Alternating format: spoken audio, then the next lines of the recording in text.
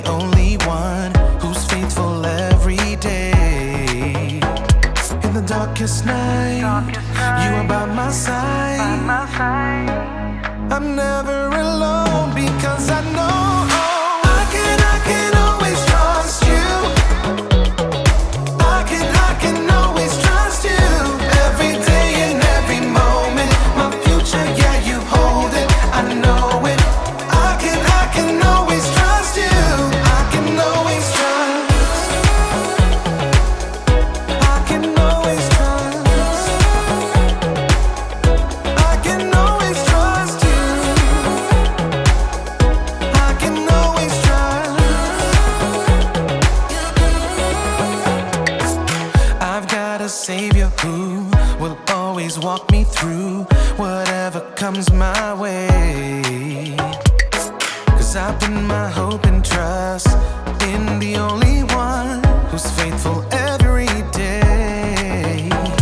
In the darkest night, you are by my side. I'm never alone because I know I can always trust you. I can always trust you. Every day and every moment, my future, yeah, you hold it.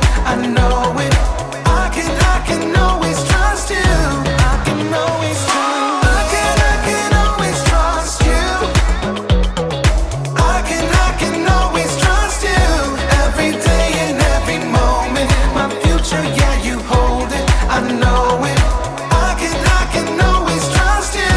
I can always trust. I can always trust. I can always trust you. I can always trust. I can always trust.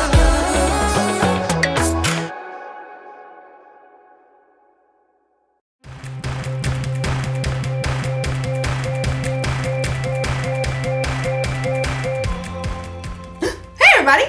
My name's Erica, and I'm here to talk to you about contentment. Contentment is learning to be okay with what you have. And I mean, whatever you have. Let's take bicycles, for instance. You can be content if you have the best bicycle in the world. Like this one. This is top of the line. You could climb a mountain with this bike, and if you get tired of pedaling, it's got a motor that kicks in that helps you keep moving. Or maybe you have a bike like this.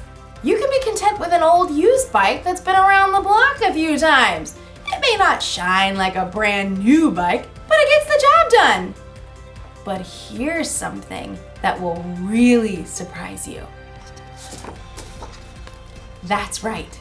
You can be content with having no bike at all. It's true!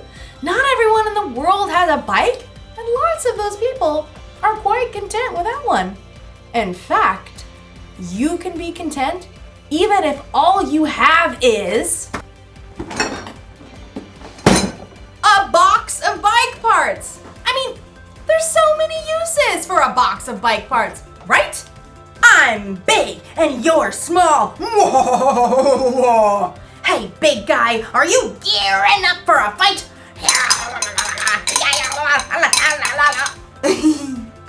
In today's story, we'll hear about the next step after contentment. I think you'll get a real kick out of this story. This is a kickstand. So many uses. Man, all right, I'll see you next time. The Bible. It's 66 books of history, stories, letters, and poetry that fit together to form God's one big story. The epic adventure of how He created us and loves us so much that He made a way to rescue us. As we travel through the Bible, from Genesis to Revelation, we discover people who met God and found their lives changed forever. Now, for an amazing story, inspired by the book of 2 Corinthians, chapter 8, verses 1 through 5. As Sarah entered the cafeteria, bagged lunch in hand, Grace waved her over. Hey, Sarah, we figured out the service project thing. Sarah slid into the seat beside Grace, across from Cassie and Rochelle. All three of them sported expensive salon haircuts and manicures. Sarah tried to smooth down her own frizzy hair. She was glad that St. Joseph's School requires uniforms because at least her clothes looked like what everyone else was wearing. Oh, right. The project for social studies? Miss Moss had required that individual groups find a service project to do during the holiday season. I looked through Miss Moss's list. This one's perfect. Grace showed her tablet screen to Sarah. Helping a refugee family? That's a great idea. Yeah, we can just buy them stuff from this list and send it to their new home. Where is the... Sarah looked at the table again, trying to decipher the name on the page. Where is the KMB family living? Somewhere over on the east side, like Grove or some place with those rundown houses. Sarah swallowed hard. She lived on the east side when she moved in with her grandma. It was only because of a scholarship that she was able to attend St. Joseph's School. It says here the family needs 3 sets of sheets. Oh, I know! You've seen those ads for tufted owl sheets? They're supposed to be the best. Sarah's eyes widened. Aren't those sheets like $200? That's cool. My dad will give me the money. They need dishes. I'll order a full set from Macy's. My mom has a platinum card there. I'll get them a TV. Perfect way to learn English, right? Enter a credit card number and boom, service project done. The girls turned to Sarah, who avoided their eyes by staring at the list of needs on the tablet. Hey Sarah, what are you gonna send? They need winter coats. I saw these awesome tailored down jackets on sale for like $125. I don't know. I'll text you all later. That evening at dinner, Sarah barely touched her spaghetti. Grandma peered across the table, her eyes bright under her wiry white hair. Now, what's wrong, Sarah? Oh, it's this service project I have to do for school. We're supposed to help this refugee family that's moving into a house over on the Grove. The Kayembes. That sounds like a lovely idea. Yeah, but everyone else is ordering stuff for them. Expensive sheets and TVs and things. The only money I have right now is for bus fare. What am I gonna give? You don't have to have a lot to give a lot. You didn't answer my question. Grandma smiled and reached for the worn Bible that always sat on the kitchen table. No, but St. Paul will. Sarah knew that once Grandma got a scripture passage stuck in her mind, there was no stopping her from reading it. Okay, fine. I'm listening. Let's see. It's right here in 2 Corinthians. Paul was writing to a group of churches. We want you to know about the grace that God has given to the churches in Macedonia. They have suffered a great deal, but in their suffering, their joy was more than full. Even though they were very poor, they gave very freely. In fact, they gave even more than they could. Completely on their own, they begged us for the chance to share in serving the Lord's people in that way. But that's still talking about money. The churches gave money. Listen with your heart. They gave from what they had, and they did it with joy. Well, what I have is not money. But you've got other things. Okay, I'm good at baking. I know how to use the bus and get around.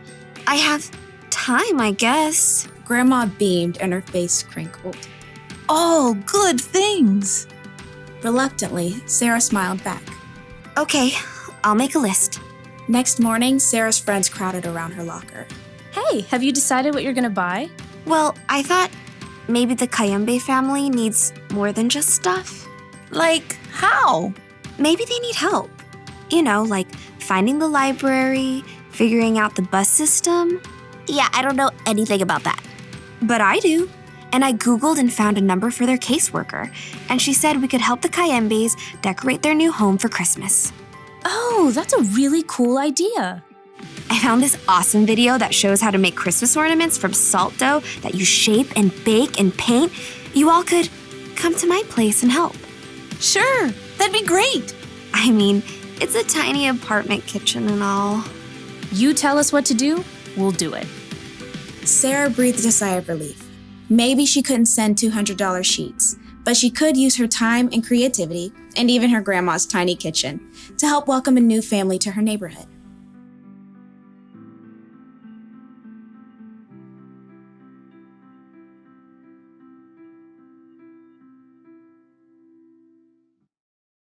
The people in in the Macedonian churches didn't have a lot. And yet somehow they were okay with that. They were content.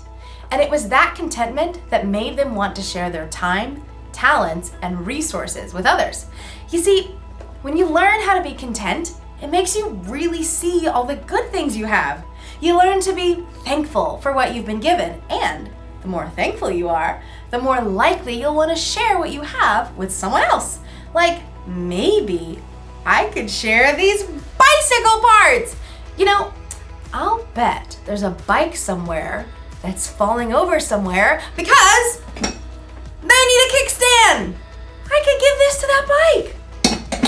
Or someone might need, to replace their chain because theirs is old and rusted or broken. Let's see. These might even help someone hold onto their handlebars a little bit tighter. I could give all these parts away and help a lot of people. You know, we all have something we can give. Maybe you don't have a lot, but you've got something. You may have money or stuff, or you may have strength to help your family around the house with chores. You may have talent to make people happy, or you can have time to spend with people who don't want to be alone. Honestly, you'll truly start to see what you have to give when you learn how to be content. The Apostle Paul wrote that he learned to be content through the power of Christ, who gave him strength. When you put your trust in Jesus, he can give you that strength too. The one thing to remember today is this: you can always use what you have to help someone else. So think about all you have to give and be thankful. Don't forget what I've spoke in. Get it? This is a spoke. See you around, because it's a wheel. Bye!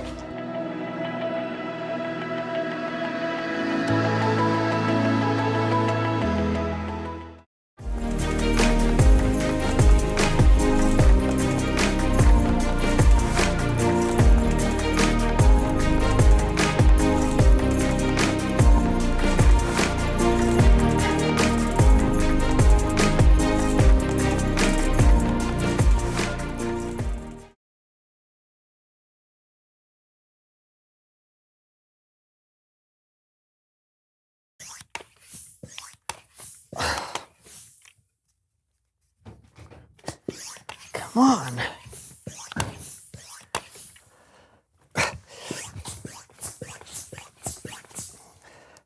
Why is this not working? What's not working? I'm trying to pump up this flat tire, but the pump is not working. Let me take a look. Okay. All right. Yeah. Go ahead, try it. Pump it a bit. Okay. Yeah, it's not working. Oh! You know what? Maybe you'd have to flip down this little doohickey right here. Oh. Yeah. Try it now. Okay. A little faster. Is it working? Keep going. Now? Yeah. I think it's working! Ah!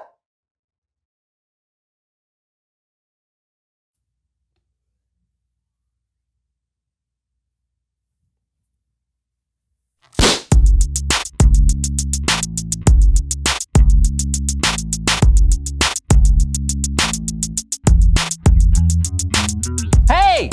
Hello to each and everyone from far and wide. From high and low. I'm Brandon. I'm John, and this is the So-and-So Show. That rhymes. Yeah, we are so happy to welcome you into John's basement studio. Yes, come see my basement where I fold my laundry. Ah, it's folded. Find popcorn in the oddest places. Mmm. Chewy. Find a place to cry alone after watching a sad movie. Why? Why'd you have to let the sadness overtake you, Artex? Why? Or sometimes, cry with your friends. Why didn't you fight it, Artex? The story is never ending. Why won't the story end?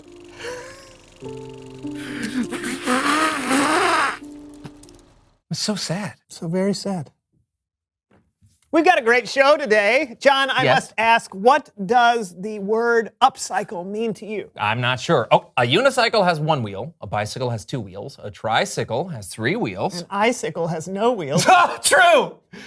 But an upcycle, is it a bicycle you ride up? Nope. Hey, you know what recycling is, right? Reduce, reuse, recycle. Yes, but instead of recycling or throwing something away, upcycling means you can make something into something new or better. Okay, upcycle. Okay, that makes a lot more sense. Okay, where do you keep your recycling? Right here. Oh, good. Well, let's dump it out. Awesome. Okay. Oh, good. Perfect. All right. It's in here somewhere. Yeah, it's great. Now let's upcycle this stuff. Let's make something better. Do you have what do you want to? Self-propelled cars. Okay. We'll make self-propelled cars and then we'll race them. Oh, it sounds fun. Let's montage. Woo! Oh.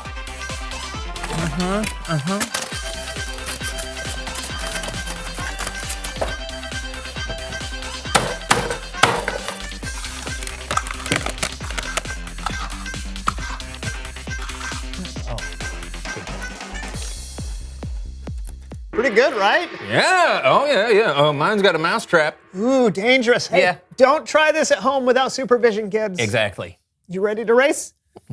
Sure. See you on the track. What? Oh. Gentlemen, start your engines. I am so confused. On your mark. Get set. Go! Whoa!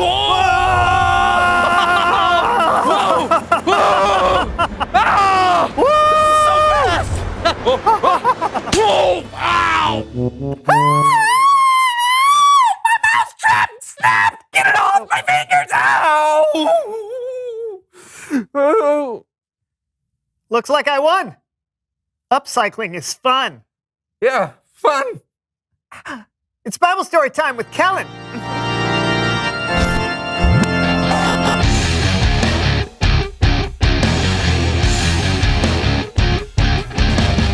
How's it going, Kellen? Not bad, gentlemen. You got a story for us today? I do indeed. Well, by all means, take it away. Yeah. Our story today comes from a letter written by the Apostle Paul to a church in Corinth, which was a city in Greece. Paul wrote about Jesus followers in Macedonia who gave what they had to help the church in Judea. And here to help me talk about them are my friends from Kidspective. The Apostle Paul helped start churches all over the place. Hi, I'm Paul. Paul would write letters to the churches, helping to teach and encourage them as they grew. One of the things Paul wrote in his letter to the church in Corinth. I've got it from here, Kellen. Take it away. Brothers and sisters, we want you to know about the grace that God has given to the churches in Macedonia. They have suffered a great deal. Now, we don't know how the people in Macedonia had suffered. Some people think it could have been a famine. So, we got anything for dinner? All we have is some stale bread and a handful of beans. Same as last night? Yep. It may also be that the Macedonians were being treated badly because they followed Jesus. Fee, fi, fo, fum. Is that a Macedonian Christian? It's them again. Yeah, and we can be strong. We can be strong. We have an amazing God who loves Life's us. just gonna get harder for you. We'll take everything you have. Yeah. We'll punish you for praying and worshiping your God. The fact is, we don't know exactly what was going on with the Macedonian church or why they were suffering. But we do know this. Paul?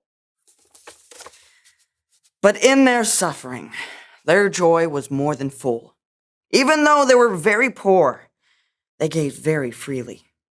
Completely on their own, they begged us for the chance to share in serving the Lord's people in that way. They did more than we expected. They were poor and they were suffering, but somehow they had joy. And even though they didn't have much to give, somehow they gave freely. Did you hear? The church in Judea needs our help. Oh, yeah? Yeah. We gotta do something, but we don't really have much to give. Yeah. Oh, do you still have that can of nickels under your bed? I do, yes. And what about you? Do you still have that ultra rare Beanie Boo you won at the carnival? I mean, it's gotta be worth something. Yes, right. Paul? Are these worth something? What is it? Yeah, this will help a lot. Can you afford it? Yeah, our God has already given us so much. We just want to give back. Thank you. Thank you. Not bad. Definitely didn't have nickels or Beanie Boos back then, but I think you get the idea. Even though the Macedonians didn't have much, they were content with what God had given them. So content that they were willing to share what they'd been given. Now, what does that mean for us? Not all of us have a lot of money we can give, but there are other things you can give to others. I'm pretty good at piano, and sometimes my little brother has a tough time learning, so I could help him practice. There's a kid in my class at school that my friends are making fun of. I can tell them that they should stop. Sometimes my granddad likes to tell me stories, and even though they're stories I've heard before, I can still take the time to listen. We all have something to give. We may have money or stuff. We may have talent or time or strength. But like the Jesus followers in Macedonia, we should look for ways to share what God has given us. Thanks for helping tell the story, everyone. Amazing. Okay, anytime. Later, Kellen. Of course, see you later. See you later. Wow, so good. Yeah, didn't the kids do a great job? Yeah, and that was a great story too, Kellen. Absolutely. You know, it's crazy that even though they didn't have a lot, they gave. Mm-hmm. Yeah, it's funny. A lot of times, those with the least amount of money or stuff can be the most content. Maybe when you don't have a lot of stuff, you can more easily focus on the things that really matter. I never thought about that. Yeah. But it's important to remember that no matter how much you have, you always have something to give. No doubt. We'll see you next time. Yeah, thanks, Kellen. See you, fellas. You know what? I got it. It's like upcycling. What is? Well, when we take what we have and we share it with others, it's making things better. Upcycling. Hey, good point. Yeah, it happens occasionally. Reveal the question. How can you use what you have to help others? Yeah, you've already heard some ideas from Kidspective, but why don't you think up some others? And remember, it doesn't have to involve money. No, it can be time. Or your talents. Your creativity. Or your courage. Wait, we're giving them too many ideas. Oh, right. You answer the question. How can you use what you have to help others? And we'll see you next time on the So-and-So Show. See ya. Laundry. Why doesn't it work when I do it? Yeah.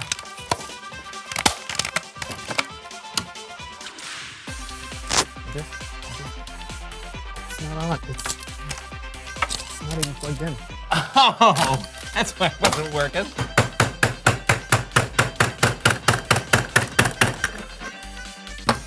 I just needed it dulled.